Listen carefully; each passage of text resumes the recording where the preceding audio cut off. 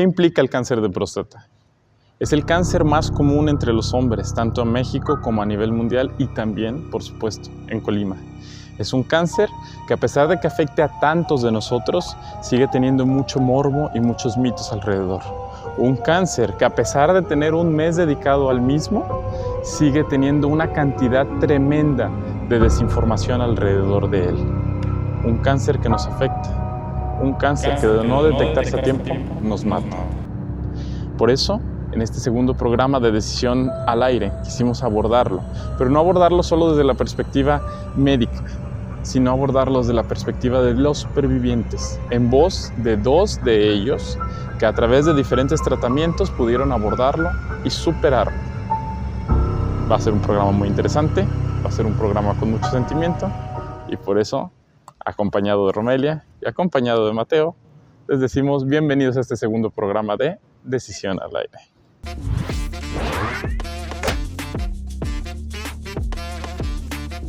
Así pues, bienvenidos a Decisión al Aire. Bienvenida Romelia, bienvenido Mateo. Es un tema serio, es un tema lleno de mitos, lleno de cuestiones, de dudas que estoy seguro que vamos a tener, pero es un tema que me alegra abordar con ustedes. Muchas gracias, Cristóbal. Pues igual contenta de aprender más sobre el tema de una de las enfermedades más comunes en el país y asumo que en el mundo. En el mundo, sí. En los hombres. Y yo como mujer pues me gustaría más que aportar, escuchar y hacer preguntas de esta enfermedad y cómo podemos ser un apoyo para el hombre en este momento. Sí, claro, y retomando lo que dices y lo que mencionabas al inicio, darle voz a esa pelea, a esa lucha, que finalmente comienza desde el silencio, ¿no? Sí. En el descubrirlo y cómo se lleva todo ello. Es una pelea bastante emocionante, no desde lo que sucede, sino en darle voz a algo que no se habla. Yo quisiera, para más o menos contextualizar a la audiencia sobre también la cantidad de dudas que hay al respecto, quisiera preguntarles qué tanto saben del cáncer de próstata. Lo digo por lo siguiente. Este mes, la edición de Decisión, una edición especial, una edición muy bonita en donde le pusimos mucho cariño, que ya vamos a hablar más a fondo con uno de nuestros invitados, la dedicamos al cáncer de próstata. Entonces yo estoy muy empapado ahorita del tema, pero quiero, para reflejar esas dudas, ¿ustedes qué saben del cáncer de próstata? ¿Saben en qué edad tiene que hacerse los exámenes? ¿Saben cómo se detecta? ¿Saben las consecuencias? ¿Qué saben? ¿Qué han escuchado? Pues absolutamente casi nada. Sé que es en hombres mayores la incidencia, sé que puede ser por temas genéticos, sé que lo más importante es la prevención, pero como lo decía Mateo, es una lucha silenciosa, es en donde pues si no hablas del tema, pues cómo vas a tener una orientación para ir a hacerte un chequeo, qué tipo de chequeo hacerte, a partir de qué edad. Yo desconozco esa información. Acerca del cáncer de mama, como para hacer un contrapunto. Un contrapeso, una semejanza. Exacto. Hay muchísima información, o sea, sabes a dónde ir, qué examen hacerte. Hay campañas, pues, muy grandes acerca del cáncer de mama y sobre todo en octubre, que es del mes rosa. Mencionabas acerca de noviembre, que ahorita... Que es el mes azul. Ajá, que es la portada de Decisión. ¿Tú sabías que noviembre era mes azul? No lo sabía, e incluso se relaciona lo que sé o no sé de este tema, porque creo que igual que tú, conozco lo que es lo superficial, lo que se escucha, lo que todos dicen, pero creo que también como esa parte llena de muchos estereotipos, la cual incluso impide el ir más profundo en lo que conlleva este tema. Exacto, y fíjate, y el mes azul tiene décadas, ¿eh? O sea, el mes azul no es una campaña que esté iniciándose en este gobierno, o ni siquiera que inicie en México. No es algo nuevo. Es un tema internacional, exacto, y falta muchísima difusión. Continuando tu contrapunto, por ejemplo, Mateo, del cáncer de mama estoy seguro que sabes mucho. Sí, o sea, el semestre, la parcial pasada, nuestro examen fue hacer un eslogan para una campaña de lo que era eso. Entonces, tiene una voz muy fuerte y una presencia tanto en redes sociales como en todo medio de difusión muy constante. Y ojo, no es para decir que debería haber menos información del cáncer de mama, al contrario, es que bueno que haya esa información del cáncer de mama, pero claramente se está quedando atrás este otro cáncer que de verdad, vamos a revisar las cifras con uno de nuestros invitados que las tiene súper claras, pero se van a quedar impactados, estoy seguro de eso. ¿Qué quisieran preguntarle a estos supervivientes? Pues como mujer me gustaría saber cómo puedo ser una aliada activa y cómo entender el proceso y cómo apoyar a alguna persona que en algún momento enfrente eso, que sea cercana a mí, desde la trinchera de amiga, de familiar o de pareja. Claro. Yo lo pienso desde mi postura y pienso yo como yo a mi edad y lo que vivo al día a día.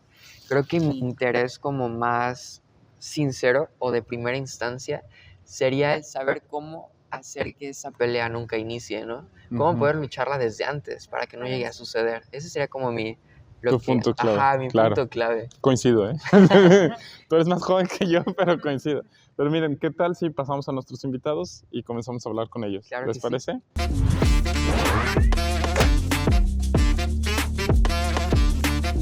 Le damos la bienvenida al doctor Alberto Trejo Mejía, que es cirujano general y ha trabajado en el ISSSTE y Buenos días. en el Centro Médico de Colima.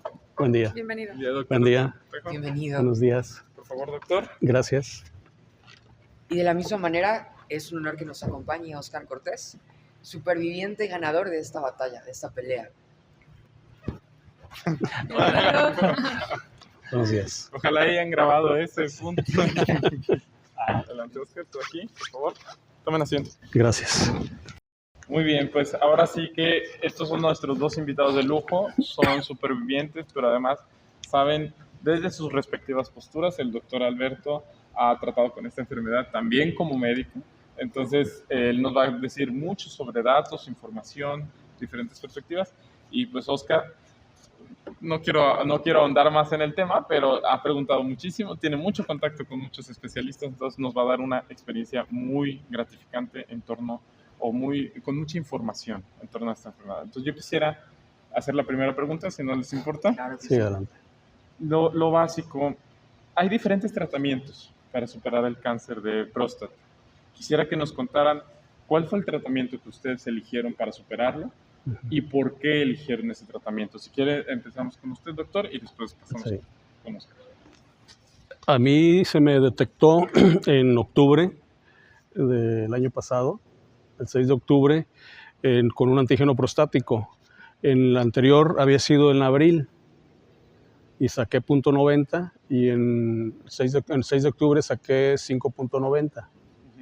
Cabe hacer mención que yo de cuando cumplí 60 años, cada 6 meses me hacía mis controles de antígeno prostático. ¿Qué es el examen para detectar? Cada 6 meses, sí. Ahorita tengo 63 años. Y en ese inter salió elevado. Acudí con el doctor urólogo Luis Bea Sandoval y de una manera muy profesional y un gran acompañamiento que tuve con él, me canalizó a Río, a Guadalajara, a hacerme una resonancia magnética nuclear multiparamétrica de próstata 3 Tesla. Salió un tumor de 1 centímetro dentro de la próstata.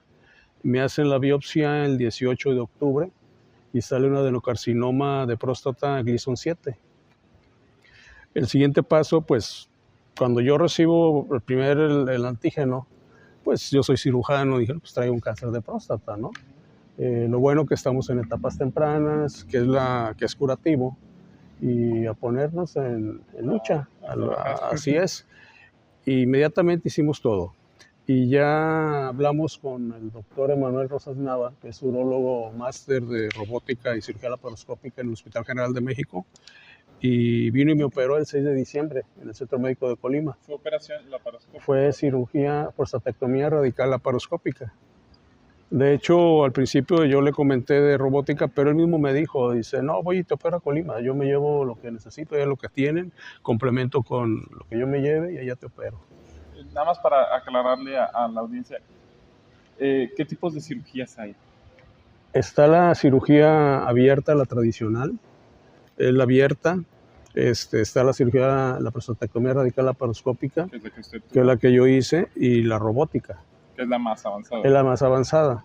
Y hay otro procedimiento que es la radioterapia sola. Que ahondaremos más en Ajá. esa. Entonces, Mencionaba que se hacía estudios periódicamente. Sí. ¿A qué edad empezó a hacerse los estudios? a los 40 años me hice el primer antígeno prostático y el siguiente me lo hizo como a los 2, 3 años. Y ya después, conforme fui aumentando de edad, lo fui acortando los tiempos hasta llegar a los 50 años cada año. Pero ya cuando empecé a los 60, ya cada 6 meses. El antígeno prostático de 40 años en adelante debe hacerse cada año. Ya cuando entras a 50 años es aconsejable. Algunos dicen que cada 6 meses, otros cada año.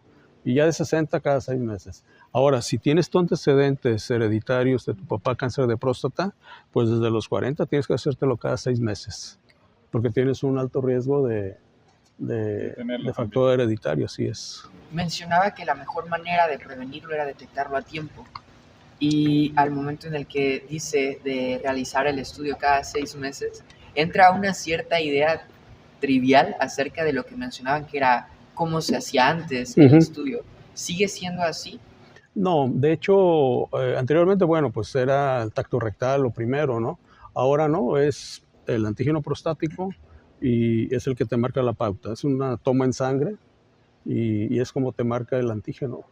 Entonces, se decidió operarse por recomendación de su médico y Sí. que vino este experto a operarlo Así aquí. es. Así Quisiera es. saber, Oscar, tú tomaste otra vía de tratamiento.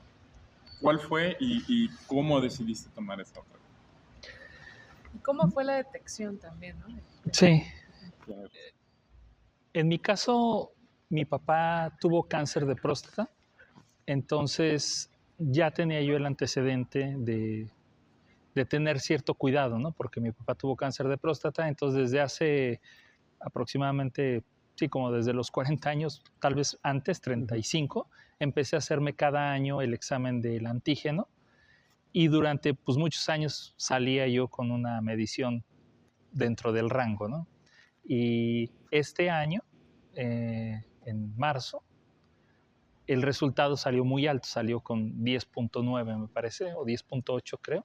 ¿Cuál es el resultado promedio para más o menos contextualizar a Debe de ser abajo de 4 tu resultado? Tu resultado debe ser abajo de 4. Digo, entre más abajo esté, pues es mejor, ¿no? Es Si mejor. tienes 1 o 1.1, pues está genial. Si tienes 3, 3.5, es alto, pero es dentro de un rango, digamos, razonable.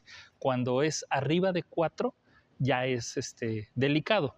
También hay un margen de edades, ¿no? O sea, cuando tienes, digamos, menos de 20 años, debe de ser menor a 1. Si tienes menos de 20, debe de ser menor a 2, menos de 30, menor a 3, así, ¿no? Dependiendo de la edad. Incluso para pacientes, entiendo yo, como de unos 60 años, si tienen 5 se considera normal, o sea, aceptable por su edad.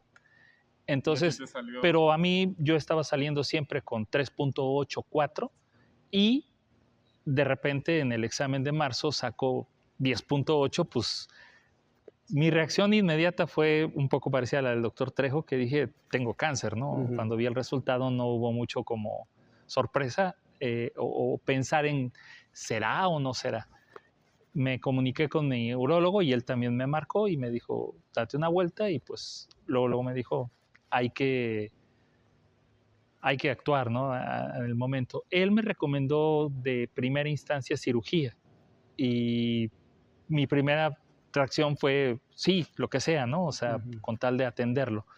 Y uno de los procedimientos que se hace es hacer una biopsia para determinar con precisión dónde está y el grado Gleason que se tiene. Entonces, entre la biopsia y la cirugía deben pasar 15 días por un periodo de sanación de la próstata. Y durante esos 15 días a mí me empezó a surgir la duda de si había otro tratamiento, porque había escuchado yo como los efectos secundarios de la cirugía. Entonces decidí hablar con mi papá y porque la realidad es que cuando a mi papá lo operaron fue muy lejana la comunicación. Cercana en el sentido de hablarle y decirle cómo estás, pero lejana en el que no le preguntaba exactamente qué te hicieron y cómo pasó y cómo te estás recuperando. O sea, él simplemente me decía, bien, bien, ahí voy, recuperándome, ¿no? Y yo le decía, pues qué bueno, ¿y cómo te has sentido a la siguiente semana? Ay, ahí voy, ya todo bien. Y pues decía yo, pues todo bien, ¿no? Pero ya que le dije, oye papá, fíjate que me detectaron cáncer, me van a operar, pues te hablo para preguntarte exactamente qué me va a pasar, o sea, cómo es, ¿no?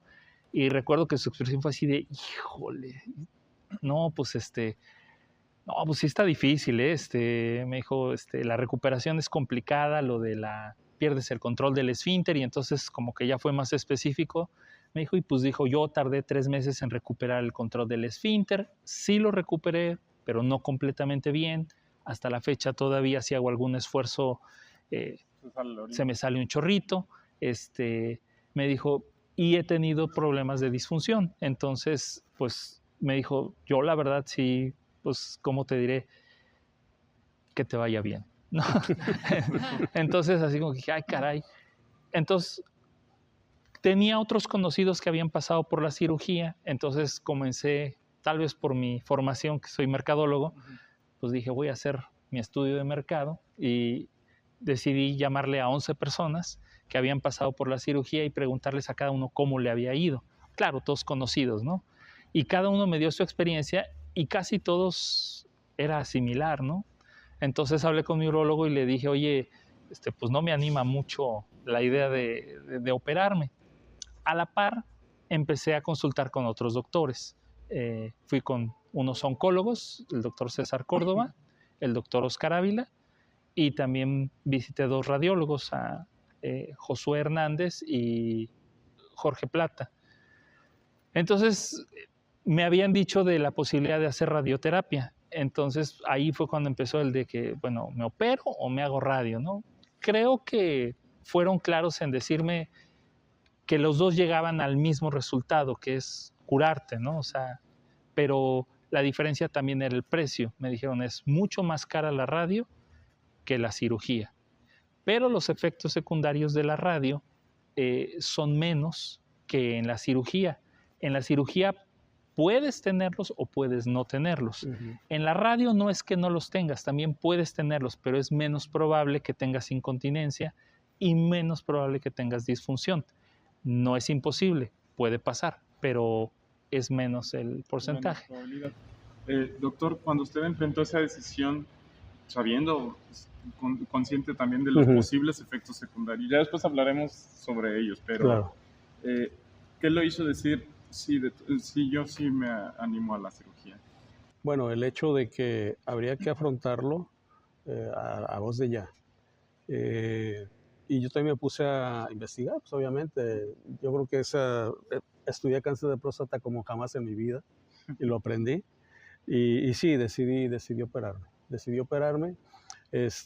Incluso después de la cirugía, ya en la biopsia, el tumor en las 6 semanas que pasó de la biopsia prostática en Guadalajara a la cirugía, fueron 6 semanas, avanzó mucho milimétricamente, sin salir de la cápsula de la próstata, pero ya estaba en contacto con el lecho quirúrgico. Entonces, en mi caso había el riesgo de que pudiera haber una reactivación tumoral. Entonces, podía haberme esperado, por decir, si mi antígeno prostático subía de punto 2 a punto 3, punto 4, entonces sí, radioterapia. Pero la verdad, platicando también con César Córdoba y con Exijo Córdoba, del Centro Oncológico de Colima, amigos míos los dos, que también se portaron muy bien conmigo, ellos me aconsejaron, mira, ¿para qué te vas a arriesgar? Estás en un 50% de que no ocupes radioterapia y 50% de que sí. El momento dado que ahorita no te radias, ok, pero que de aquí a un tiempo lo vas a ocupar, a lo mejor ya no va a ser nomás radioterapia, a lo mejor va a ser hormonoterapia, va a ser más cosas, quimioterapia. Y de cuando puede, y el tumor regresa muy bravo, muy agresivo. Entonces dije, bueno, ¿qué me arriesgo? No voy a arriesgar. Y a mí me dieron 35 sesiones de radioterapia. 35 sesiones después de la cirugía. Tuve que esperarme 3 semanas a que pasara el proceso de cicatrización para empezar la radioterapia. Fue con la cédula lineal de densidad modulada, que nada más iba específicamente sobre el lecho quirúrgico. La bolsa ciliar no la tocaba, ni la próstata mínimamente. Vamos para matarlo. Sí, lo que ahí pudiera haber quedado, asegurar, ¿verdad? Nada más por curiosidad, ¿cuántas sesiones de radioterapia te hicieron? 35 también. También 35 sesiones de radioterapia. Bueno, entrando en parte dentro de eso, tal vez sea regresar un poco. pero ¿cómo cambió su vida o si es que hubo un cambio a partir del diagnóstico? Nadie espera recibir un diagnóstico de que tienes cáncer, ¿no? O sea, no vives pensando, ay, me va a dar cáncer algún día, ¿no? Y creo que hay una especie de negación al principio en el instante, ¿no? Cuando te enteras que tienes cáncer, es un poco así como, no puede ser, ¿no? ¿Por qué a mí? Pero finalmente también muy pronto pasas al periodo de aceptación y decir, pues hay que hacer algo, ¿no? O sea, ya lo tengo, hay que hacer algo, ¿no? Y creo que afrontarlo con la familia, es algo muy importante, ¿no? Esa dinámica familiar, no cambió la dinámica familiar, pero el hecho de, pues, que se entera tu esposa, que se enteran tus hijos y decir, bueno, pues voy a pasar por un proceso. Lo desconocía en ese momento, o sea, yo no sabía qué iba a hacer, si iba a hacer cirugía, si iba a hacer radio. Entonces le decía, bueno, pues pase lo que pase, pues aquí vamos a estar y creo que se da una especie de apoyo emocional distinto, ¿no? O sea, como que se vuelve un poquito más unida la familia, no sé, como que se siente distinto, no podría explicarlo, pero se siente padre, ¿no? O sea, como que sientes que cuentas con gente y los amigos y los familiares que te expresan en la iglesia, gente que te dice que está orando por ti o que estás en sus oraciones, eso por lo menos a mí fue muy, sí, o sea, gratificante, padre, y la vida sigue, ¿no? La dinámica del trabajo no cambia, la de las actividades diarias y todo, y también creo que, si no me deja mentir Trejo, uno no debe de tirarse y decir, hoy tengo cáncer y llorar Sí, y no, todo, no. porque se refleja en la familia Claro. también. O sea, yo no quería que mis hijos me vieran ni triste, ni apachurrado, ni nada. Entonces yo actuaba como si fuera otro día de lo más normal, ¿no? Y me voy a trabajar y voy a hacer mis cosas y todo. Y durante la radio, los primeros días, sí, mis hijos me volteaban a ver y me decían, ¿y cómo te sientes, no? Y yo, normal. Y me decían, ¿y no te dolió o no te dolió? Y yo pues ya les explicaba qué me habían hecho y les decía, en realidad no me dolió nada, ¿no? Le digo, y se supone me debo de sentir un poco cansado. Yo no me sentí cansado ningún día, solo un día. Y me dijeron que me podían dar dolores de cabeza y también solo un día tuve dolor de cabeza, pero por lo demás no. Pero no cambia mucho la dinámica familiar, no sé en tu caso. Sí, de hecho, yo como cirujano general siempre he comentado y he dicho, ¿no?, que los médicos solamente somos instrumentos de Dios. Entonces, cuando yo veo y sé que tengo cáncer, Dios mío, estoy en tus manos. Estoy en tus manos, es etapa curativa y adelante. Y el apoyo de la familia es importante. El sentirte apoyado por tu esposa, por tus hijos, por tu mamá, por tus hermanos, por la familia, los amigos. Pero sí es cierto, o sea, no te puedes tirar al piso a llorar y no, ni a lamentarte, no. Adelante. Tienes que afrontarlo y salir adelante. Y la forma es aplicarte, ocuparte de ello, ¿verdad? Sí. Ahora que mencionan el tema de la familia, pues yo como mujer me gustaría saber más desde esa perspectiva. Se habla mucho del hombre ser el aliado de la mujer en muchos ámbitos, ¿no?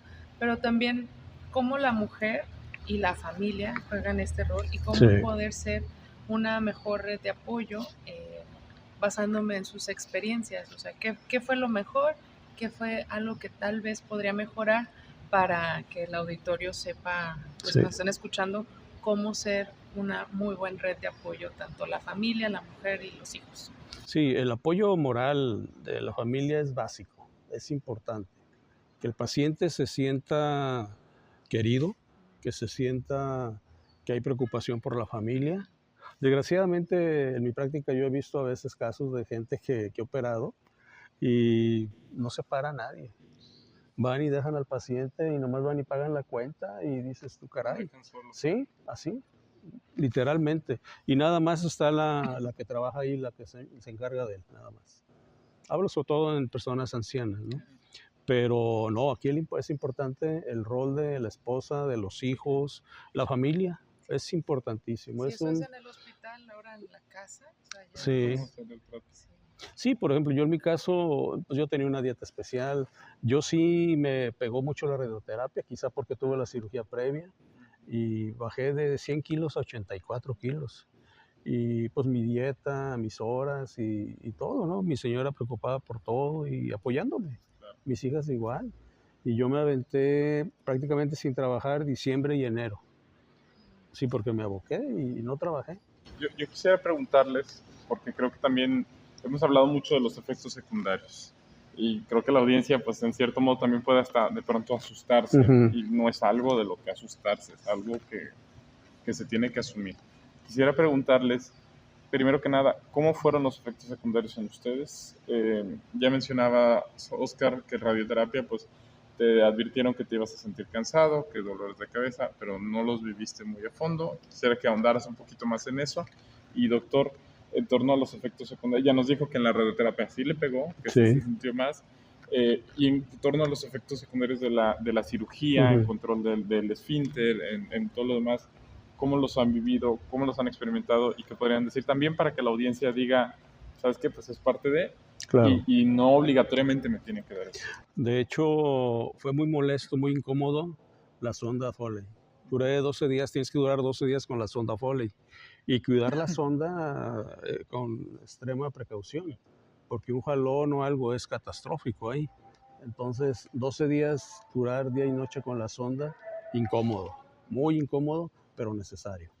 Posteriormente, el control de esfínteres de la orina gradualmente va recuperando. Gradualmente. Yo duré con pañal de PEN 3 meses. Pero no llegaba el momento que dijera, se me sale la orina. No, tenía ganas de orinar y podía aguantar, ir al baño y orinaba. Pero a veces de repente, al pararme y todo, salía. Pero traía el pañal. Ya a los 3 meses dejé el pañal y el control, bien, normal. Yo, ahorita está completamente Sí, normal. nada más si, por ejemplo, si ahorita quiero levantar algo pesado, siento Ganas. una o dos ganas. Entonces evito, ¿no? Yo no tengo por qué levantar cosas pesadas, no es mi... Claro. ¿verdad? Entonces evito eso. Y Oscar, en torno a los efectos secundarios de la radioterapia. Pues me habían advertido sobre todo que tuviera mucho cuidado con la dieta porque en la radio es muy cerca del intestino, entonces me dijeron, si tú no cuidas lo que comes, es muy probable que tengas muchos malestares estomacales, que puedas tener sangrado, que puedas tener diarreas. Entonces el doctor y la nutrióloga fueron como muy insistentes en nada de lácteos, nada de café, nada de alcohol, nada de irritantes, cero chile. Sí, o sea, fue... Lo siento, pero yo De hecho, creo que lo más deprimente fue cuando vi la dieta y dije, no puede ser, o sea, es que quieren que coma lechuga y agua, ¿no? Sin café, no, ópereme. Sí, no, ópereme. Entonces, pues bueno, fue complicado. Exactamente como dice el doctor, bajé de peso, pero a mí la verdad eso me cayó muy bien, o sea, al final dije, ay, qué bueno que bajé de peso. Y durante el tiempo que estuve en la radio, tenía un malestar estomacal continuo, pero muy tolerable, o sea, no que me doblara del dolor, ni que sintiera, simplemente como si sintiera revuelto el estómago un poco, pero pasable, o sea, podía trabajar, podía ir, venir, pero sentía de repente un poquillo ahí el estómago, y eso fue pues los 2 meses, ¿no? O sea, continuos, no dejó de ser, hasta que terminó la radio. Y cuando terminó me dijo el doctor, no vayas a irte a comer un pozole, ¿no? Una birria para festejar, me dijo, porque estás muy sensible, tienes que continuar con esta dieta más o menos unas 3 semanas, ¿no? Y gradualmente, poco a poco, ir retomando los alimentos, sobre todo los irritantes, el chile es lo que más, todo, de tal suerte que ahorita no he regresado bien a comer chile porque como que me quedé con la costumbre de no ponerlo, pero de lo demás no tuve problemas de incontinencia ni problemas de disfunción y pues yo quedé bien contento, ¿no? Esa es la última pregunta que quisiera hacerles. ¿Volverían a tomar la misma decisión en torno a su tratamiento? Sí, la verdad que sí lo volvería a hacer, porque pues es la forma que yo encontré más adecuada para mí. Eso debe personalizar. Cada quien debe tomar su decisión, pero lo más importante de todo es la detección precoz, la detección temprana. El cáncer de próstata es curable en etapas tempranas, en etapas iniciales. En el 2023 hubo 27,000 casos de cáncer de próstata en México y se murieron 7,500 en los primeros 2-3 meses, avanzados. Hay gente que, por ejemplo, se da cuenta que tiene cáncer de próstata cuando ya tiene las metástasis óseas en cadera, en columna, y acuden por dolor en columna, dolor en cadera. Y al tomar las radiografías ya ven las imágenes de sacabocado de la metástasis. Entonces ya no se les puede hacer nada absolutamente y en cuestión de poco tiempo se van.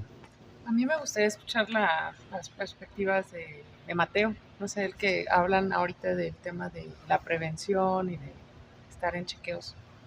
Creo que al escucharlos me hace más consciente de la importancia de que es el chequeo, ¿no? Y digo, tal vez me falte mucho como para llegar a eso de decir, bueno, 1 año cada 6 meses, pero te hace consciente de la importancia y del cambio que puede hacer una detección en su momento y de la importancia que se le debe de dar, ¿no? Pero también incluso en eso me causa una duda muy grande, porque mencionaban acerca de lo que fue el antes del diagnóstico, lo que fue durante el diagnóstico, pero una pregunta o lo que me gustaría saber es cómo se vive después de ello. Si hay algunos pasos a seguir o si la vida cambia drásticamente o no sé cómo es su experiencia después de que ya pasaron por un tratamiento y ahora cómo se vive el día a día. Después de pasar por esto, en mi caso, hubo una conciencia de justo lo que dice el doctor. Es bien cierto. Creo que los dos coincidimos en que teníamos una cultura de prevención. Él por ser médico, yo por el antecedente de mi papá, pero el grueso de los hombres no. O sea, van por la vida y no se checan, no se cuidan, no se hacen un examen porque dicen, pues a mí no me va a pasar, creo yo. Y exactamente como dice el doctor, la mayoría va al doctor cuando presenta síntomas de dolor, de ardor al orinar, de levantarse muchas veces en la noche, peor aún si tienen ya sangrados o cosas así, que es cuando dicen, ahora sí voy a ir al doctor. Entonces, en esos momentos ya no solo tienes cáncer, o sea, ya lo tienes y lo tienes regado, entonces ya no es curativo, ya es paliativo, o sea, ya es ver cómo te extendemos de aquí, cuánto logramos extenderte la vida. Puede ser que mueras de otra cosa, no forzosamente de cáncer, pero ya no es una condición curativa. Entonces, a mí me hizo muy consciente de decir, es que hay que avisarle de manera más enfática a los hombres que deben de checarse el antígeno y que no tienen que ir a hacerse un tacto rectal, porque muchos sienten así que, ay, no, ¿cómo voy a ir, no? O sea, paso con chile y ajo, ¿no? Entonces, es un antígeno prostático, una toma de sangre y te da un número y ese número te dice mucho, ¿no? O sea, te dice si estás bien o si ve al doctor, ¿no? Entonces, creo que para mí fue muy importante decir, debo de hacer algo para que los hombres estén más enterados de que deben de checarse no porque se sientan mal, sino cuando no te sientes mal es cuando te tienes que checar. Y esa es la razón de que en noviembre, en nuestro trabajo, decidimos hacer esta edición especial de Decisión de Empresario de la revista sobre cáncer de próstata, porque pues es como mi granito de arena decir, o sea, quiero tratar de decirle a los hombres, por favor, hazte tu examen, ¿no? O sea, muy curioso que con mis hijos cuando terminamos, volteé con Gabo y Nicolás y les dije, se tienen que checar más temprano porque su abuelo tuvo cáncer de próstata y su papá tuvo cáncer de próstata. Entonces, ustedes tienen una tendencia más, una incidencia más es correcto. Marcada, ¿no? Entonces se deben de cuidar mucho más, ¿no? Entonces les dije, ustedes no se van a esperar a que me siento mal, ¿no? Entonces los dos, sí, papá. Entonces creo yo.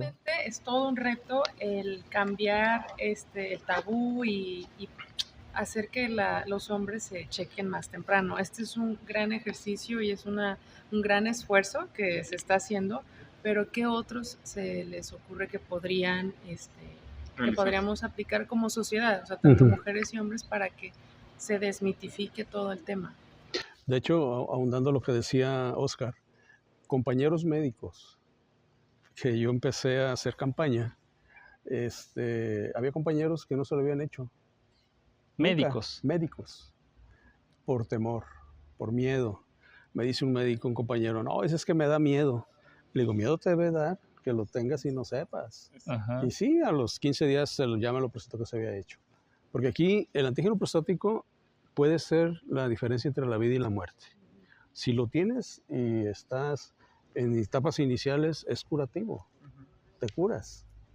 Ya avanzado, ya no se puede hacer nada.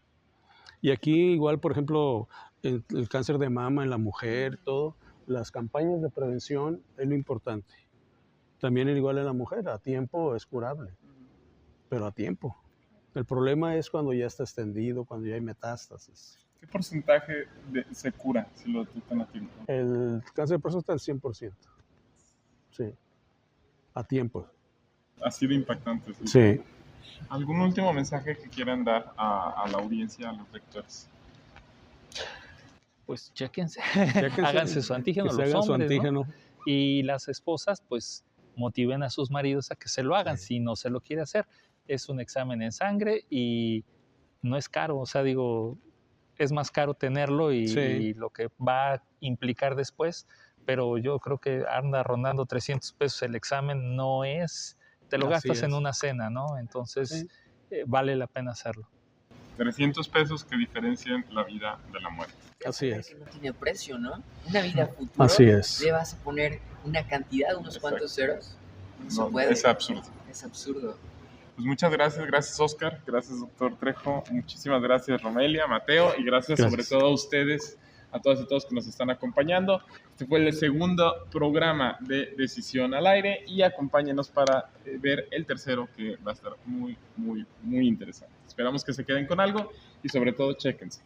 No lo dejen para mañana, chéquense.